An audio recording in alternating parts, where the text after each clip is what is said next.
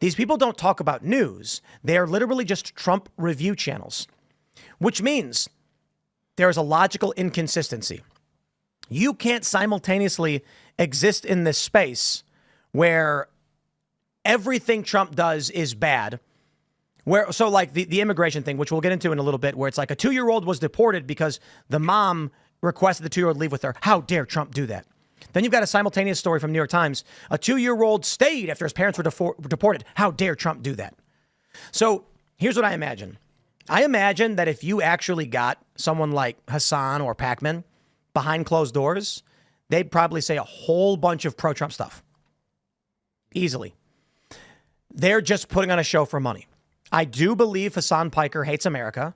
Yes. I do believe that he is like pro-Palestine. I do believe he hates Israel and all those things. But there are a lot of pro-Trump people also absolutely hate Israel and hate that Donald Trump supports Israel, but they like Trump for what he's doing for America.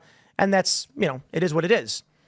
But I'd be willing to bet, based on the logic of Trump's plans, like, renegotiating the USMCA and things like this, if you brought those progressives in private with the cameras off, they'd say, I like all of these things. And if you go, those are Trump things, they'll go, I don't know, whatever. They won't want to admit it. I'm so glad you brought up David Pacman, because he's actually my example of the intellectual who is most symbolic for the ruling regime. Where Really? I have watched this clip of David Pacman multiple times just to analyze it, and it's him talking about the economy being good. And I watch it because it's just emblematic of the DNC personified. Like the economy being good right now? Yeah. This was like a year ago, but it was saying, the stock markets, the numbers are, line go up equal world gooder. It's that whole school Oh, right. of Yeah, thought. graph go up. And a lot of these statistics are themselves completely falsified. So he's going off gerrymandered and falsified and exaggerated statistics at best, say that everything is fine. We're at war with East Asia. I want to do something. I want to do a couple of things. I want to show you first, David Pacman, because he deserves all of the attention he can get for his hard work. This is his list of videos on YouTube right now with 3.17 million subscribers. Bravo to him. He gets millions of views. He gets massive viewership, over 2 billion views. He makes tons of money. Dude's probably a millionaire. First video, Trump. Second video, Trump. Next video, Trump. Fifth video, Trump. Sixth, Trump. Oh, wait. Seventh video is press briefing or SNL skit. He doesn't mention Trump. Okay. The next one is GOP down because of Trump. Trump. It's guys, you get the point. These people do not do news and political commentary. It's literally just the Trump show. And I think they're attracted to him. But you know what? That's just me. But here's the I want to go back to the Hasan Piker story, and let's talk about the corporate press. Ladies and gentlemen, for what reason did the New York Times give a glowing profile to Hasan Piker? Honest question.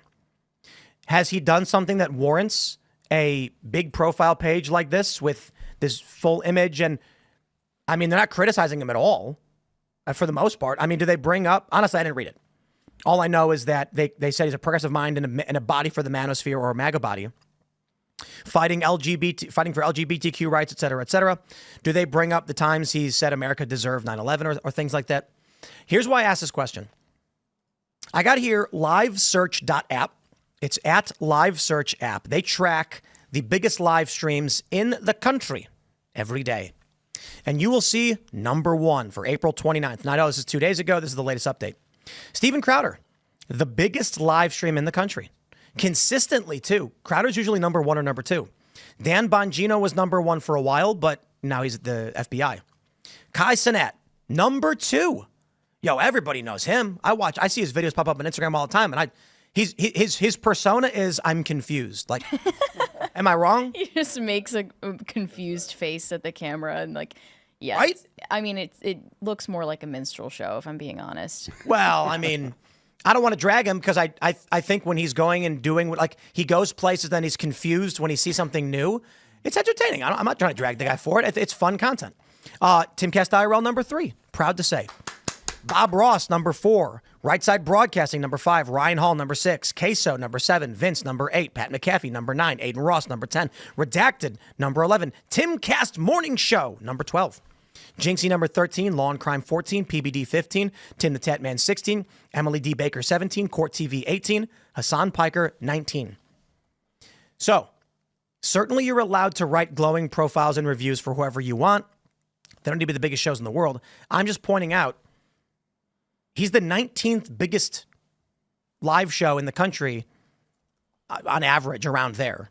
The New York Times is giving him a profile because the New York Times is liberal media trying to promote the worldview that he has. I think a portion of it is they believe that he will attract young men like Joe Rogan or whatever, because the left knows that they've lost a significant portion of young men. Young men are turning to the right. And so Hasan, as the guy that wears masculinity like a skin suit, just like the left does with just about everything, they believe that he'll attract young men back to the left. Does Bingo. Hasan have a predominantly male audience? 'Cause Yes. I assumed it was female. I would assume anyone in politics is going to have a predominantly male audience.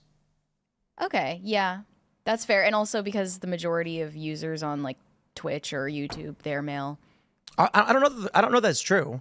I know. It's like 60% of users on YouTube are male. She's correct. Okay.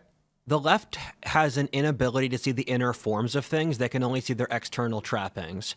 And due to that, their sense of time is very poor. They don't have a concept of change flowing over time incrementally.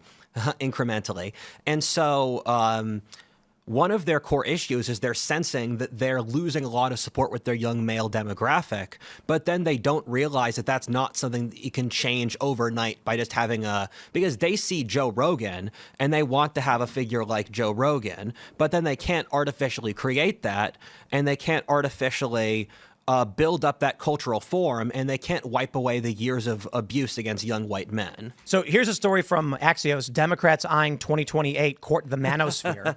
And I just mentioned this, but they bring up the Manosphere as going on PBD.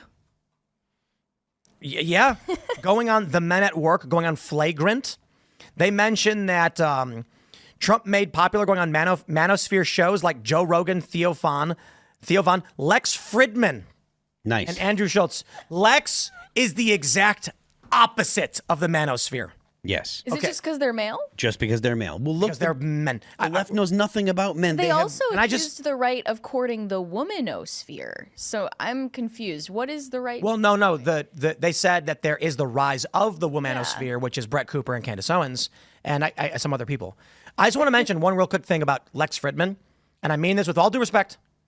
Do you know what the number one reason people tell me they listen to Lex's podcast? Any guesses? Just go to Serge knows. sleep? Yes. Yeah. You got it. Yeah. I'm not kidding. This is not a joke. Thanks for checking out this clip from Timcast IRL. Make sure to watch the show live Monday through Friday at 8 p.m. Subscribe to this channel, and we will see you all there.